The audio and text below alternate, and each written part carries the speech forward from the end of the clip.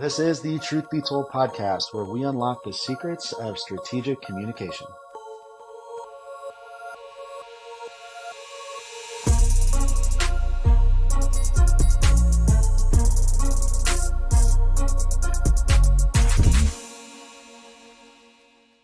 Welcome to this episode of the Truth Be Told podcast. I am Dave Thompson, your host, and I am excited to be with Professor Hayley Cleary from her, looks like, studious library at her house today. Thanks for joining me, Hayley. Hey, thanks for having me. Hayley and I go back a few years now and actually had a chance to first meet each other virtually, testifying about some of the topics we're gonna discuss today. But Hayley Cleary is a developmental psychologist.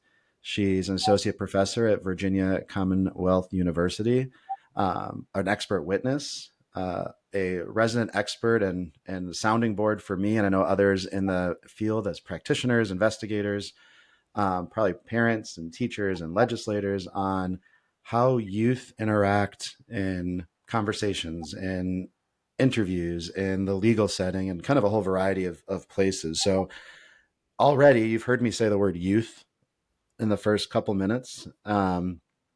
Hayley's corrected me to not use the term juvenile as kind of a holistic description of a certain age group. But first tell us why, before I start saying the wrong word for the next 30 minutes as we talk. What's the difference between juvenile or youth or adolescent or teenager or whatever, millennial or whatever description people want to use? Yeah, I'm still trying to figure out if I am one of those. I think the jury's still out. I mean, it's a good question, and I actually appreciate you asking it because words matter, right? Words matter, especially when we're talking about young people. Labels matter when we're talking about people who interact with the legal system. So, as you mentioned in your overly kind introduction, I'm a developmental psychologist. And so I study human development across the lifespan, and I specialize in the particular developmental period of adolescence. And so, what we have learned from many different aspects of developmental science is that it's a really broad period.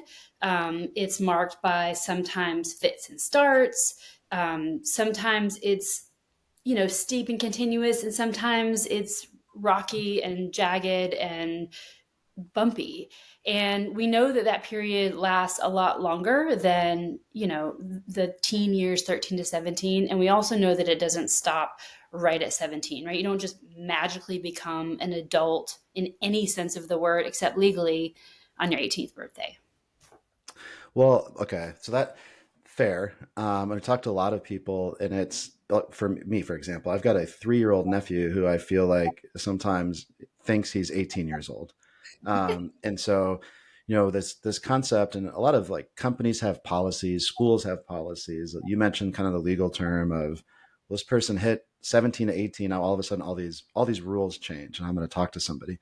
And the other thing I think about is when I had a case once where one of the attorneys was talking about a 16 or 17-year-old subject who'd been interviewed, but their argument was that although their age was 16, 17, they had all this life experience. They'd interacted with law enforcement, and they were this kind of hardened 16-year-old. So automatically that made them more mature or more experienced. Is that true? What does that even mean? What do you think about that? I think that's overly simplistic, and it can be really dangerous. Does life experience matter? Well, I mean, I'm a scientist, so I'm going to give you a scientist answer, which is it depends. We qualify everything. We love nuance, especially in the field of development, because nothing is black and white. So, case in point, there is some research on whether young people who have previous contact with the legal system are more likely to understand their Miranda rights. And that evidence is mixed. A few studies show they perform better on some aspects of Miranda comprehension. A number of other studies show that they're no different from people who have not had any legal experience. The question that I get a lot, and probably you do too in the expert witness work, is does it make them less vulnerable to coercion? And I don't know of any evidence that suggests that it does. And in fact, developmental evidence probably points to the opposite. Yeah, and I think about that even, outside an interview, at a formal investigative interview, if a teacher or a family member is talking to, a student or a cousin, a nephew, whatever, they think, well, I'm going to handle this person differently, right? Because they're more experienced. I know they've kind of lived maybe a more hard life or difficult life, and it almost seems like the then end result of that is, well, that person's had a more difficult life, so I should be harder during the conversation. It's going to be more work to get there. But do you think that actually could that make that person more vulnerable potentially because of some of the experiences they've had? Quite possibly. I mean, now we're getting into the ideas of trauma and life adversity and, growing up in, economically disadvantaged neighborhoods. And that, I mean, we could have many, many conversations based on that. And how that can actually influence not only kids' developments, but even their brain development. So, I mean, I think the idea that you're going to talk to somebody differently because they've had a hard life or previous contact with authority figures is based on an assumption, I think. And that assumption is that that person who's had contact with the legal system or some kind of authority figure is going to be able to like marshal that experience in the moment and use it as some kind of shield to as they, spar with an interviewer or, a school principal or whoever. And that's just not how adolescents work, right? They're not good as a group, generally speaking, at thinking about the future, about connecting sort of present events to future outcomes, and that's not it's not a bad thing. It's a feature of adolescent development. It's part of their ongoing neurological, psychosocial maturation. And we know this to be true from many, many studies looking at lots of different aspects of adolescent development. Adolescents are not good at like thinking deliberatively under stress. And I would wager talking with an investigator or a principal or a parent, if you think you're in trouble for something, is going to activate some emotional arousal, which, interferes with their ability to make good decisions. Yeah, as you started to mention some of the scientific piece of this, which I think is kind of interesting that science plays into practice here, right? If you think about anybody that's listening, even if they're just interacting with a 15-year-old family member or an employee or whatever it might be, on how science can help guide that conversation. And so I back up for a second and wonder how or why in the world drove you into this field, right? It's kind of a unique intersection of criminal justice and youth development. And how does science, what does it even mean? Like, I mean, are you sitting in a laboratory with beakers and like Bunsen Uh, burners and having some fun? No. yeah, although I mean, might be cool to like blow some stuff up. I don't know. The kind of science that I practice is social science, and so, and I think you've touched on what a lot of the general public doesn't have exposure to, which is the social sciences and how they are either different from or similar to the natural sciences. And I mean, this is what I talk about in court a lot too, because attorneys and judges and juries may not understand this either. Social science is the study of the social world around us and the people in it, right? So psychology is a social science, criminal justice is a social science, economics is a social science. Um, they are the social sciences are similar to the hard sciences. I really don't like that word, but Mhm. it's relatable in that we use the same scientific method, the same exact process of coming up with a research question, formulating a hypothesis that is reasonable based on theory and or pre-existing research, testing that hypothesis using a rigorous research design, conducting an appropriate analysis of your findings and sharing that with the world. So whether you're a physicist or a developmental psychologist, you're using the same method. And that's really important for knowing what we know, right? How we know what we know about how airplanes work or how we know what we know about kids' brains work. We use the same method, we just apply it to a really different context. So if we take if we take that, what you just discussed, and compare it to kind of this real simple, obvious, real world example of social media and trends and viral videos and all this craziness. Like I think about, I'm sure you're the same, that we're both probably appreciative that TikTok and Snapchat and Facebook and all these things didn't exist, Yeah. when we were in kind of that time frame of our Hmm. lives. And Hmm. I mean, the amount of people that I hear talking to their kids are talking about, like, please don't post that. Be aware of what you send today. That's going to come back. But it seems like kind of there's two things at play here, and I'm curious what you think about it. But you have this urge to, especially in this age group we're talking about, you have this urge to kind of fit in more than maybe we do as you mature in life. But then you also, it seems like, and I think back to when I was that age, have a lack of understanding what I do online today may impact me tomorrow. So how does I guess what does the research say about that? So, two really important things that you've touched on. One is the role of peers during this phase of life. So, adolescents are more responsive to peer influence, to the perspectives and opinions of their peers rather than both children and adults. It's a feature of this developmental stage. It's perfectly normative, and by normative I just mean normal, typical, and as part of growing up. The other piece of that you touched on that I think is really important is this idea called future orientation. So, psychologists who study youth psychosocial development, which is just the combination of psychological constructs with social development, have shown through lots of different research methods that youth are less able to think about the future in relation to the present. So they're literally less able to think about the future downstream consequences of their actions than fully formed adults, because the part of the brain that governs or controls those um, higher order functions is not finished baking yet. Yeah. Studies now show, and we now understand that process of maturation in the prefrontal cortex, that big fat part behind your brain, doesn't complete until on average like the early to mid 20s. So that's, to circle back to your original question about what is adolescence, I guarantee you it doesn't end at 18, right? Because these biological processes that govern youth's decision making and their thinking are still ongoing throughout the 20s, early 20s and mid 20s. Yeah, the I'm thinking back a couple years ago. Illinois was one of the first states, not the first state, to pass some legislation talking about banning the use of deception and police custodial interrogations with youth.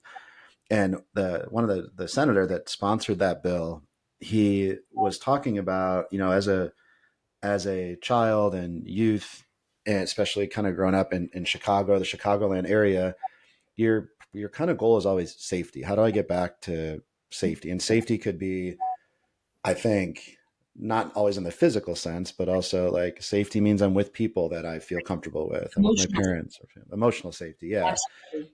And I thought it was interesting. And he said that part of the reason for this bill is if you think about youth in a interrogation setting, and I want to translate interrogation again, I think, and we'll talk about this, but could be a student sitting one on one with a school principal because they don't feel like they can leave, right? So the same concept of that, but he made a comment about kind of in his life and what his goal was with this bill and kind of representing the community is that kids or youth want to get back to safety. And so if they're sitting in this kind of uncomfortable custodial feeling situation and their goal is to get to safety, which means leave that situation, how, and I know we could dive into false confessions forever, but just kind of to touch on that, how does that impact, I guess, the risk of this immediate gratification, get back to safety, specifically with youth? How does that correlate? Really strongly. So, I mean, I think it's important to point out that under stressful circumstances, even adults are motivated to retreat, to say or do things that can get them out of a stressful situation and restore their sense of physical or emotional safety.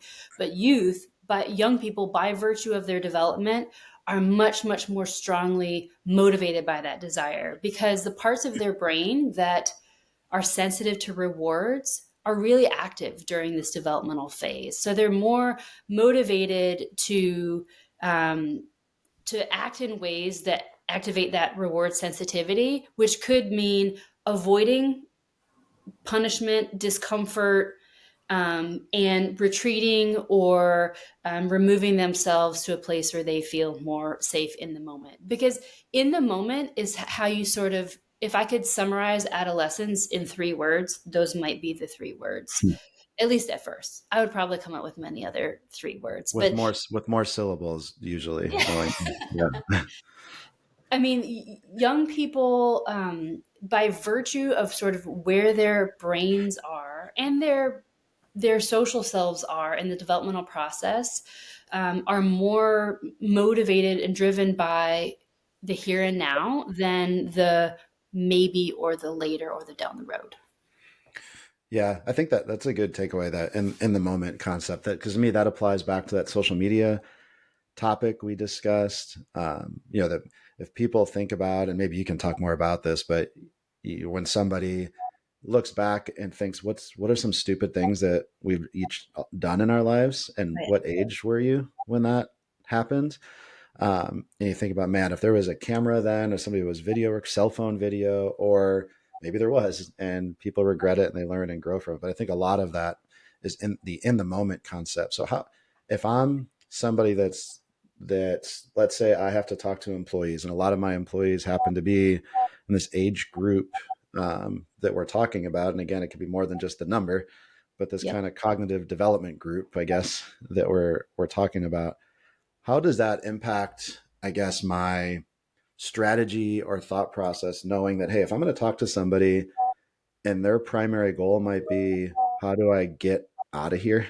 Or if I can get out of this room, my parents will figure this out. Or like, how do I, or what risk should I think about, or what consideration should I have in that setting? Oh, yeah. I can think of a lot. So just stop me if I start rambling. One is to not make assumptions about someone's internal state by looking at them. So someone may appear calm and collected. In fact, those exact words were used in the case that I was reviewing just this morning before we hopped on. Just because someone appears calm and collected doesn't mean they're not necessarily emotionally activated inside. We can't assume someone's internal states always by looking at them. Even if they appear calm and collected, even if they are calm and collected, also doesn't necessarily mean that they, as a young person, have the requisite abilities to weigh all of their options, to think clearly and carefully about the situation that they're in, and what they want to do about it, right? How they're going to use their sense of agency or autonomy. Another consideration, and we sort of went down this road earlier, but we didn't get to sort of really flesh it out, is to not make assumptions about someone based on their chronological age, right? So, what is adolescence? I mean, I don't think and this is on me, really fully answer that question for you earlier. So, as a developmentalist, we define adolescence on the front end with the onset of puberty, and it's a sort of associated social changes and physical and maturational changes. On the back end, we tend to define the end of adolescence as the complete functional maturation of the brain and integration among the brain's different circuitry systems. And that also tends to kind of correlate with a young person's sort of complete transition in the social world into adult roles and responsibilities. So usually when I'm explaining that, like, to lawyers around this time, they're like, stop rambling and give me some numbers. Right. So I begrudgingly say, if I had to put numbers on it, about 10 to 25 years old is the developmental period we're talking about. So right then and there, right, if you're talking about people or investigators or, employers talking to young people, we're talking about your 18 to 25-year-old employees here too, not just the teenagers. So the second lesson, I think, is to extend what we know about youth and their ongoing development through the mid 20s, right? You don't get to just dispense with all of this stuff that we know about how young people are different and more vulnerable when they turn 18 and treat them the same way you would treat them a 50-year-old, because they're not the same.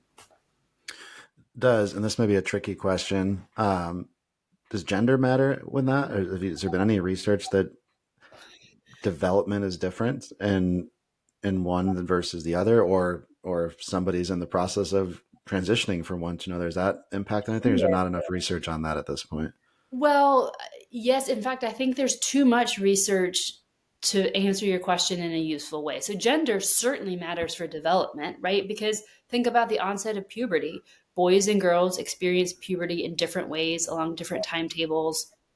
That influences how their peers perceive them, how they perceive themselves and their own identity.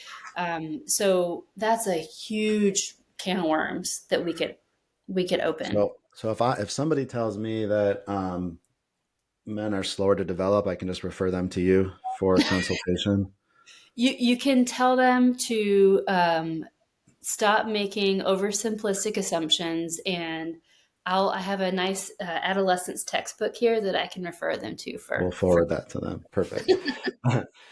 um, well, speaking of textbooks and research, I know there's a study that you did and were a part of, and we don't have to get into the weeds on this, but I thought some of the findings were interesting and how they may relate in this conversation. But it's this kind of general concept of what are people thinking, or have they made a decision already before they're confronted about an issue? And I know that it's kind of a difficult thing to research, obviously, right? Because you don't you don't get the chance to ask somebody before they're confronted what their plan is, and then they're confronted. Is you kind of have to do this right. after the incident, and so their mindset. I'm sure there's some variables there, but this idea that if you're going to confront, when I say confront, again, this could be you could be talking to a friend of yours who happens to be in this kind of group that we're talking about, or whoever it might be. But is there a chance that before that person has ever been confronted, like, are they thinking about it? Do they make a decision? Hey, I'm gonna deny, I'm gonna lie if I'm confronted about Mhm. this, or I'm gonna admit to what happened, or I'm gonna play it by ear and see how the conversation goes. Are people having that internal process?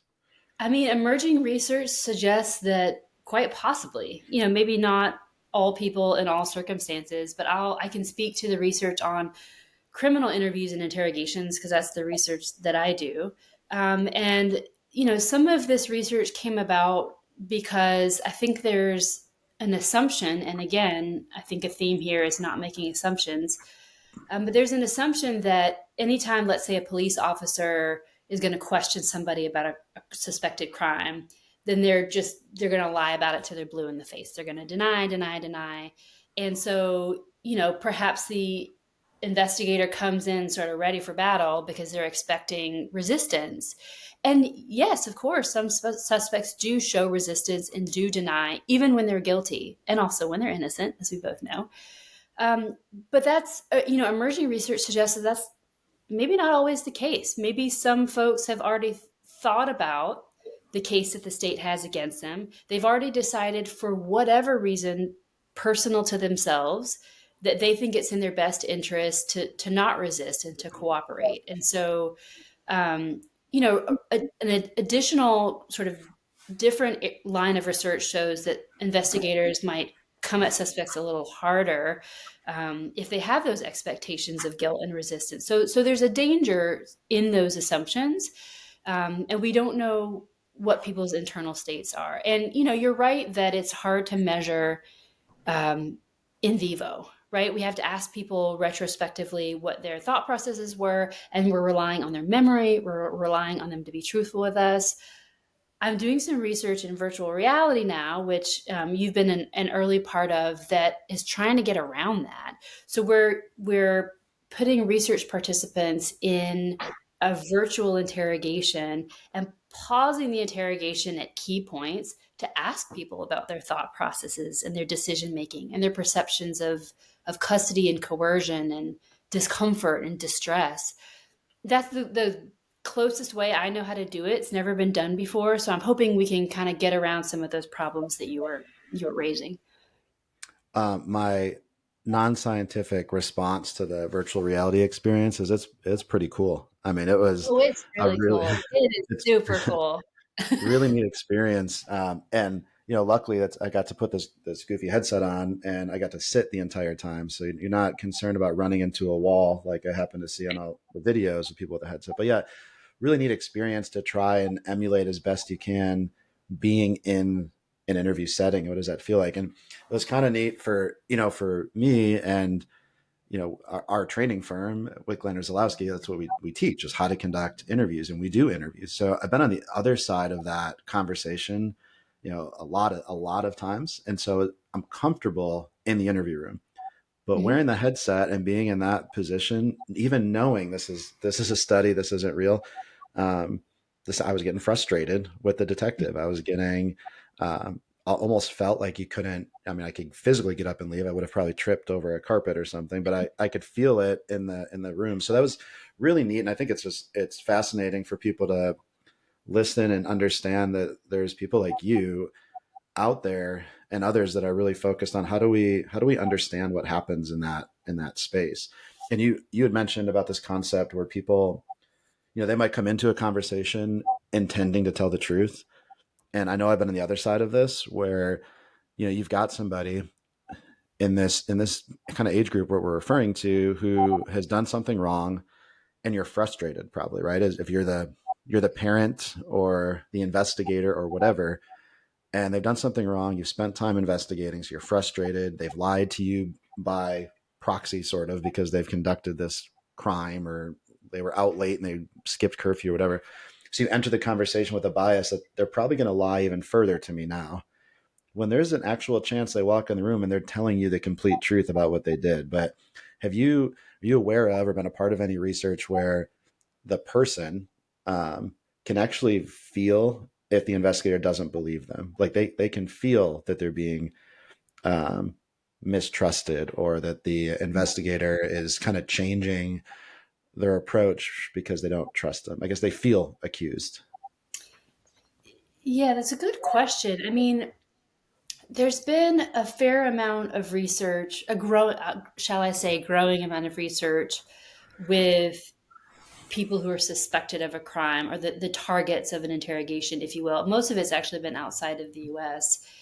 And, researchers like myself and others have asked them about how much they felt trusted or believed by the interrogator, how much they had a chance to tell their side of the story. And there's a lot of variation in the data, which is not surprising because there's a lot of variation in how interviews are actually conducted, right? And this Right. is one of the perpetual crusades that I go on, and I'm not even an investigator like you are, but is to dispense with the stereotypes about what interrogations look like that we see on Law and Order and all the other shows that I'm not cool enough or you know have time to watch. Um, Investigations and interrogations come in all shapes and sizes. Some are short, some are long, some are built on trust and rapport and dignity and respect. Some are accusatorial and coercive. And so it doesn't surprise me that people's actual experiences, the targets themselves, report a wide variety of experiences themselves. Yeah, well, and so to dig into one piece there, and I know you've specifically looked into this, is the importance of empathy and kind of rapport when it comes to conversation. So if we kind of focusing back on this interaction with youth, a lot of times the questions that we get on the training side is how do I relate to somebody like that? When I say like that, meaning you've got maybe a parent and a child, or you've got a teacher, a student, investigator, employee, and maybe in that circumstance there could be a 40-year age gap between the employee and the other employee that are talking to each other, but they're trying to sit in a room and or on the phone or on a video conference and try to be relatable. And I've seen that backfire when somebody tries to be someone that they're not. But I think empathy plays a part in that. So I don't any, I guess, general comments around either empathy or relatability to somebody that's well outside your age range.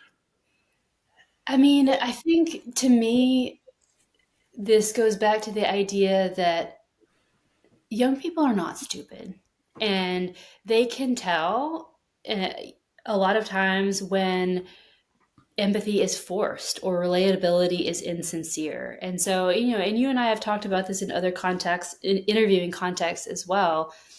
Empathy is one thing if it's feigned or faked or disingenuous.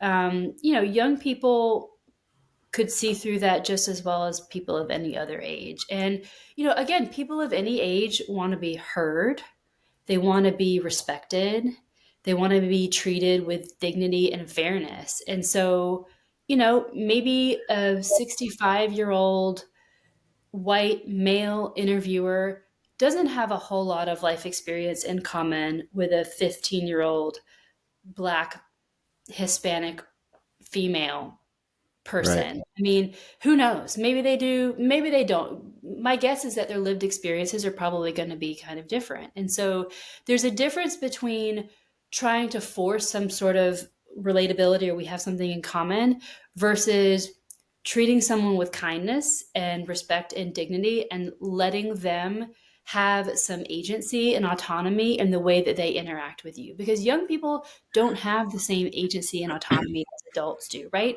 They are told what to do all the time. Like, just ask my 10-year-old. He says I'm the bossiest person on the planet because Mhm. we tell kids when to get up, when to go to school, where to go to school. When they get to school, the teachers tell them what to do, what to read, the bell rings, and then they have to go to the next class period. I mean, young people live their lives being told by adults in their lives um, where to go and how to behave. There are constraints on their movement and their autonomy. And we do that as a society by and large to protect them, right? But that fact is not lost on young people.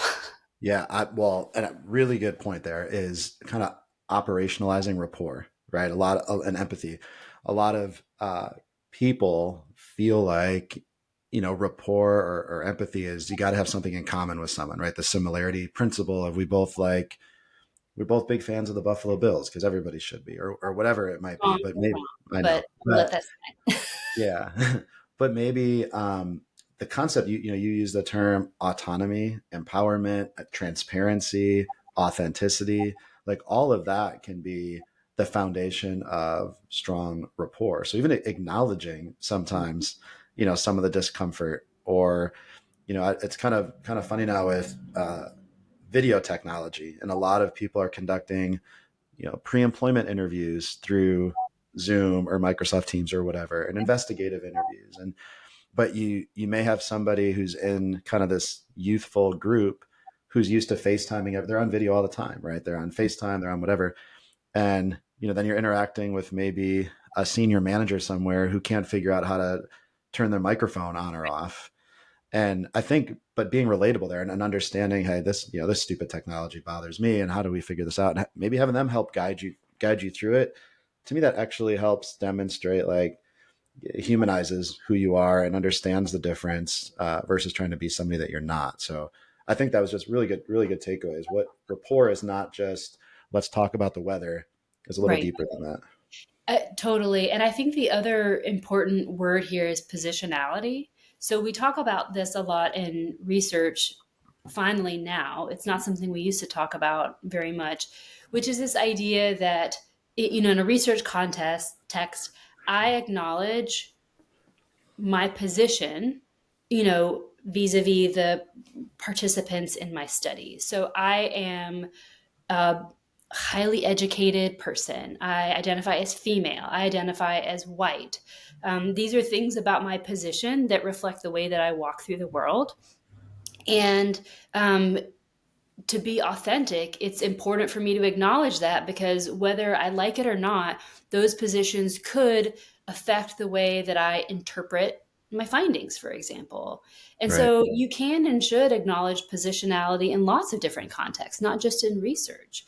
And so I'll give you an example that I use in the classroom. So in the first day of um, classes, especially with my undergrads at least,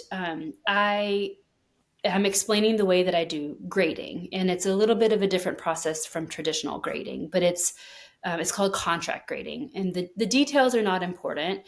But the important message is that this approach to grading is based on the behaviors that the students do and not exclusively on my judgment of the quality of their work. And in this conversation with them, I say, look, I have power over you. I am your professor.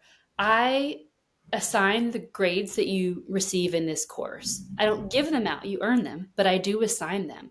I am in charge of the curriculum. I decide what you're going to read.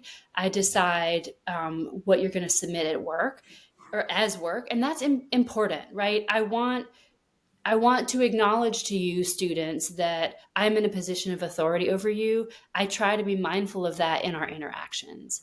And so that kind of positionality and recognizing your authority and explicitly acknowledging it to someone, I think can go a long way. Yeah, it's interesting. It seems counterintuitive to do that. That actually can help the conversation, but that makes sense. I want to kind of get into this last section about school type interactions as you're mentioning students, but I talked to a professor recently at a university, so we're undergrad. So we're talking about, students have graduated from high school, so we're probably between 18 to 25 ish range in this university, generally speaking. But she was sharing with me that she'll have students maybe fail an exam or they got an incomplete because they missed some classes or whatever, and historically, that's a conversation between student professor. But now she's getting phone calls from parents that want to come sit in with their students. And so that seems to be and I'm sure employers are seeing the same, right? Parents are calling, wondering why their child didn't get a certain shift or got written up. Or um, are you seeing that kind of trend, I guess, in your space? And does that relate to what we're talking about in some It, way? I have, and it does. It relates in the sense that if you look at sort of the history of at least Western society, the period that we call adolescence, in thinking about this as a transition from childhood to adulthood, has grown and gradually extended. So, if you look back in the history of our species, not that long ago, you know, 17-year-olds were getting married and, working hard labor jobs, and, kids grew up faster, so to speak. Right. This transitional period when young people are still living at home, who are still on their parents' insurance, who are delaying partnership and marriage, that process overall over the course of the last 100 or so years has extended. And so in that way, it doesn't surprise me, and I've had some of those experiences myself, that parents of college students are interacting with authority figures in their children's lives as if their children were younger teens and not emerging adults, because the transitions are blurred. Yeah, no, that's a good point. If you look at all the other aspects of that time frame in your life is much different, right? Thinking about even my parents when they were in those teenage years and how in the world they had me, Yeah, and and just thinking about the age that I was or I am now and trying to figure out how in the world did they do that. But and some people are still in that and kind of right. that age frame, but it's a different um, I guess, norm that we're seeing now, which is important. That translates into this. The last piece of that I wanted to explore a little, and I know you've done a lot of research and conversations on this concept of kind of interviews by proxy, which I'll let you explain what that means. But if we have people that are listening that may not be in a law enforcement capacity or an investigative capacity, and so they're thinking, well, I talk to people in that age group all the time, but it's not conducting an interrogation.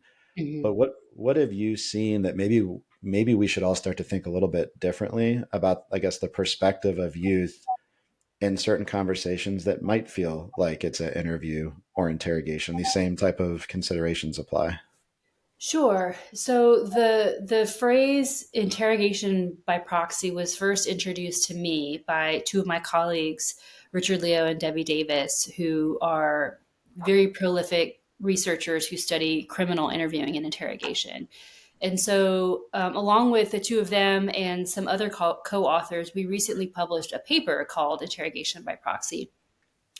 And the idea is that people who are not sworn law enforcement officers might be questioning someone about some kind of wrongdoing and might elicit an incriminating admission from that person that could then ultimately be referred to law enforcement and the prosecution, and that person could be prosecuted for a crime.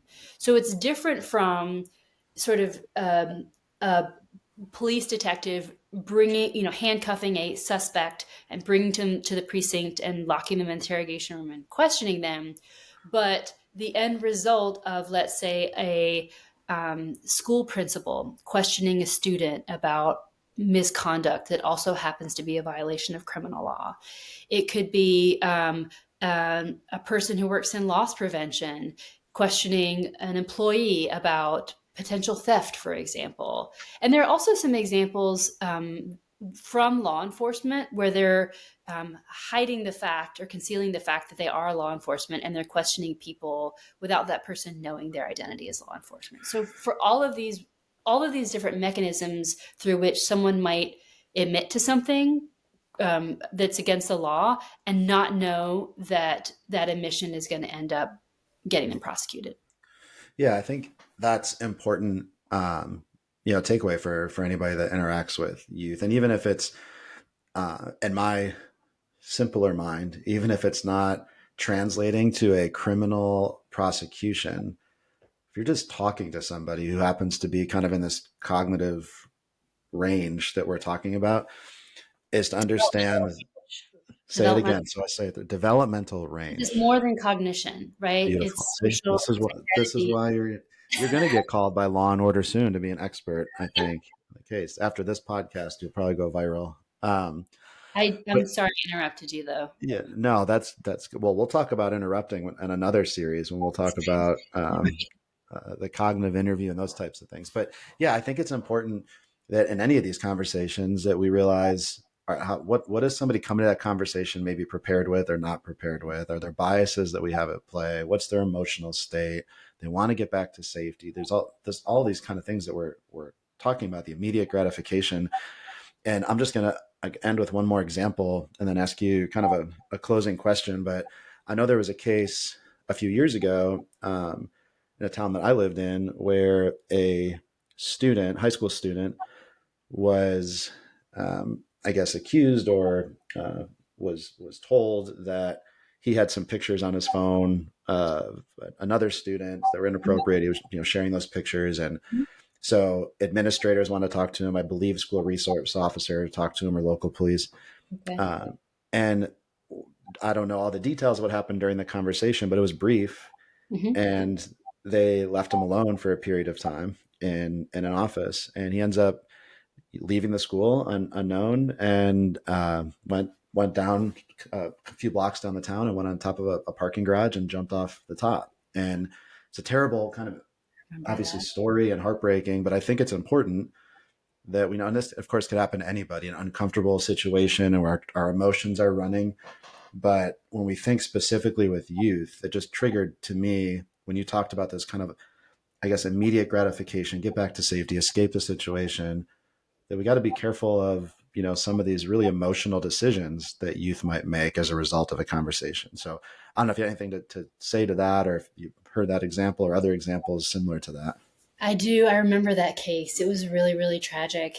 And I mean, I think the moral of the story, if you will, is to remember that kids are not playing with the same full deck that adults have, and that's okay. It's normal, it's expected, it's part of their developmental journey. And so we have to remember the power differential between any authority figure, even if it's a school resource officer or a teacher or a principal, and a young person, a student, a young employee, a person who's suspected of a crime. Um, Youth have many strengths. They're incredibly resilient, but they're also vulnerable in those contexts because of their development. And those are, by and large, transient characteristics that they will outgrow. And so you cannot use too much caution when you're interviewing a young person, because they are experiencing sort of a unique phase of life that could have really widespread ramifications that we can't necessarily see when we enter the interrogation room. Yeah, I like that. I think the last bit of truth that I took away from you there was that first sentence you said is we're not really playing from the same deck. I think that's important, takeaway and to consider in any interaction, whether it's a family member or an investigation that might fall into that age range. So I appreciate it. I know we could probably go on for hours and hours with this topic, and we'll dive into some others on some additional episodes. But I want to make sure before we wrap up, I know a lot of people listening, want to maybe learn how to get in touch with you and learn more kind of about you or your research. So if you have a way to do that. And then second, from a career standpoint, if people are interested more in developmental psychology or anything in this kind of space, any recommendations on what to do, where to look, or kind of last parting words on how to stay in touch with what people can do going forward? Well, I people can go to my website. It's just my first and last name, HayleyCleary.com, HayleyCleary.com. It's not particularly exciting. It's just basically a list of my publications for folks who need that for professional references. There are a lot of resources available, even basic texts on adolescence. And I think I appreciate you inviting me, because this sort of circles back to something we discussed at the beginning about how science can inform practice. Well, a big part of the responsibility is on scientists to make themselves available to practitioners. And that's not something that we scientists have done particularly well with historically. And it's very important to me to change that. And so listening to conversations like this, right? Seeking out people whose training and expertise might not seem to be relevant to what you do in your daily life, but can be helpful or supportive in some way. So I hope to be a small part of that.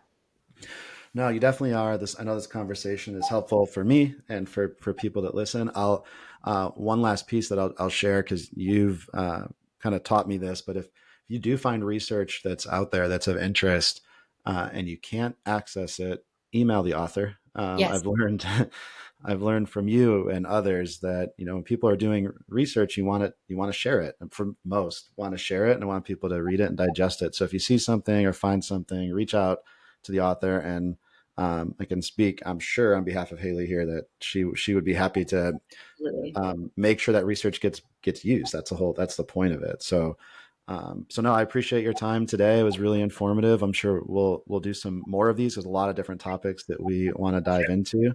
But thank you, and thank you all for listening to this episode of Truth Be Told. Please make sure to like, share, and subscribe. And to keep this conversation going, follow the Truth Be Told podcast on LinkedIn and Truth Be Told CFI on Twitter. On behalf of the International Association of Interviewers, Rick Lander-Zalowski, and our valued sponsors, thank you for joining us on this episode of the Truth Be Told podcast.